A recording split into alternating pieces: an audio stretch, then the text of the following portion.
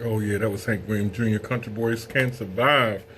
So I think that was a pretty fitting song of what's going on right now. Excuse me. So just now tuning in, this is WRGG 93.7 Warrior Empowerment Hour with me, Mr. Too Easy, Don Brown. So we're talking about 22 a day, losing 22 veterans a day to suicide, and then we're touching on the coronavirus. And this is just views of mine.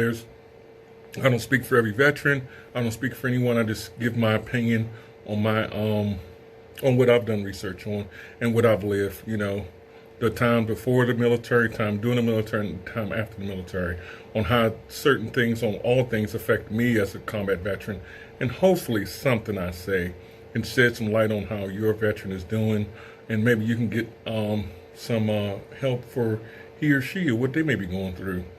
But definitely, it's just all I can say is do research, guys. And I know with me, communication is key with everything, especially with a form of PTSD, any form of PTSD, but definitely combat PTSD, TBI, depression, anxiety, hypervigilance, survivor's guilt, because it's just, especially when we lose somebody, the survivor guilt kicks in, but it kicks in 100 folds. And, I'm not taking away from a regular person losing someone, but when you're in the military, and of course, for me, I lost people while I was on active duty, while I was in a combat zone. You really didn't have time to grieve, so you had to keep it moving, so to speak. You had to keep going. You didn't have time to stop and be like, oh man, that's so messed up. You did what you had to do, get the person to the right location, to the right personnel, right people, and then you go back and do what you have to do. And when you do that for 2 years straight, because I was deployed 2 years straight, you form a numbness. And it's not that you don't care, it's that you just numb to the loss part. Now, you still have the feelings of the person being gone. So when you're not in a combat zone, when I'm here in the States, and I'm here, as they say, in the present, and it happens, it hurts so much that you really can't explain it. And I lost my godfather in was it January? I think it was January, and it was just terrible, and of course, he was a combat veteran as well.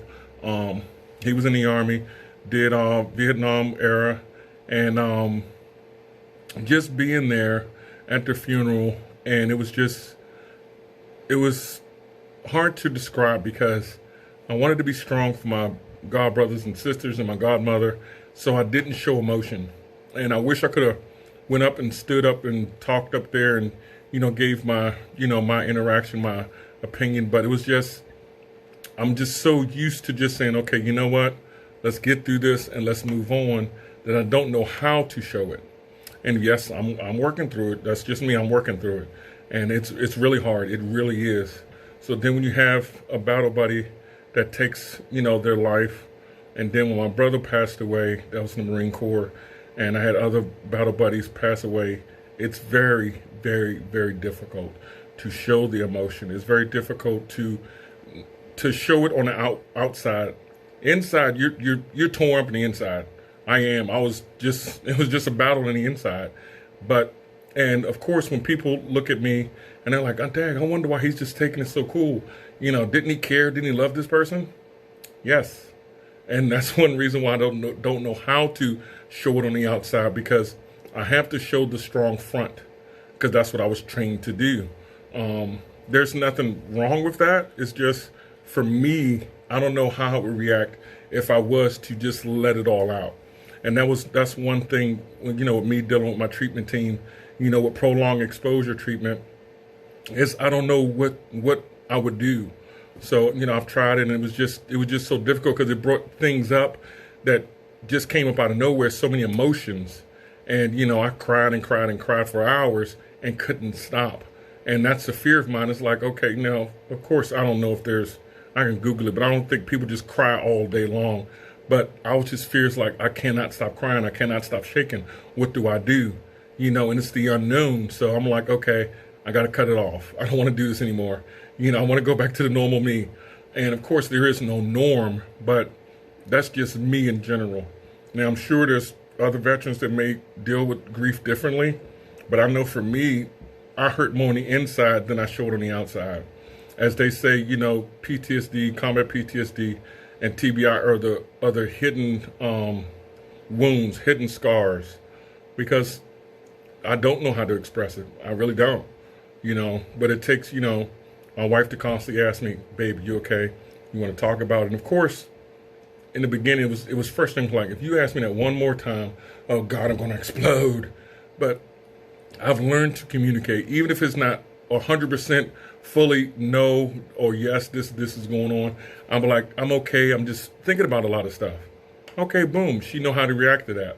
My battle buddy called me, hey, dude, you heard what happened. Hey, are you okay? Man, I'm good, but damn, I wish he would have reached out to us. Man, yeah, I know, but, he was going through his own demons too. And, that's the way he felt at that time. And we talk about it, but we still don't go in depth. But it's just, we just give these little signals, and the other person like, okay, yeah, I understand what you're saying. Boom. So it's just the way, the unspoken words sometimes. And I guess it's very hard. And I can assure you, it's difficult for any spouse, any loved one because they may not know what to say to you, or they may be afraid to say something to you because, like me, I used to be out, you're like, bam, why you keep asking me? Why you keep doing this? So they may be a little hesitant only because they don't know. So that's why I say communication is very key. So, it really is, because the person on the other end don't know how to approach you, even though they've been with you for 20, 30, 55, 1, 2 years. And they may say, I know how he's going to react. Well, let me say something. And then we don't react the way they think we're going to react. And then, so of course, the next time they're a little hesitant. And that's why, so this is good for the warrior as well as the person that's trying to communicate to the warrior, because I know for me, I didn't see the way I responded to the person that's trying to give me comfort until, I went through therapy. I went through talk therapy, and they recorded, and I had to see how, and I was like, damn, I did that, really? And, when you get an eye opener like that, it's like, whoa. So we try not to do that, and it's like, oh man, so I try to give enough information so I won't have my spouse be like, baby, you sure you're okay? You sure? You sure? So it won't aggravate me. So I'm like, no, babe, I'm doing okay. Just have a lot on my mind. I'll be all right. Then, she'd be like, okay, no problem. And then maybe, right before I go to bed, you want to talk about it? I'm like, I say no, but I end up talking about it like a little bit, but not really in full, because I don't want to go in depth.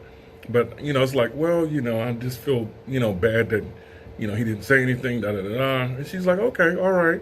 So she knows just to say just enough. So it's like, okay, I understand. He just wanted to voice his, how he felt, and they just want me to listen, which is perfect, most of the time. And that's what we have to realize. Sometimes, as the warrior, we just want someone to vent to.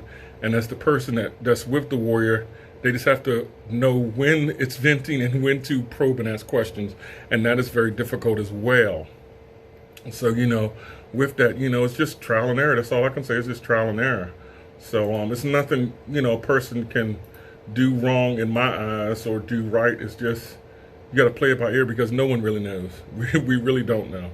And that's the beauty of just being human, So with that, let's see, let me play another song, because I don't want to just keep babbling. And I know you guys are learning a lot of stuff, but just to gather my thoughts, so I just won't go on a rampage and just be off topic. But, definitely communicate with one another. I can't say that enough. And never be afraid to do couples therapy, marriage therapy, individual therapy, because I was afraid at first too. But guess what? Sometimes you need a little refresher. It's just like anything. If you haven't ridden a bike in 20 years, you know what? Let me go ahead and put one of the training wheels on so I can lean to the left, get a little support until I get my bearings again. That's all the counseling is. It's a safe zone, comfort zone for everybody. So, and I had to learn that, it just didn't come natural.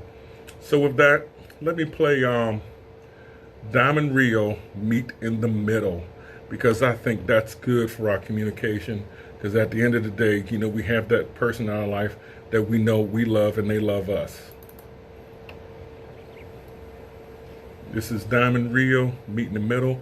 If you know the song, sing along. If not, just dance to the tunes.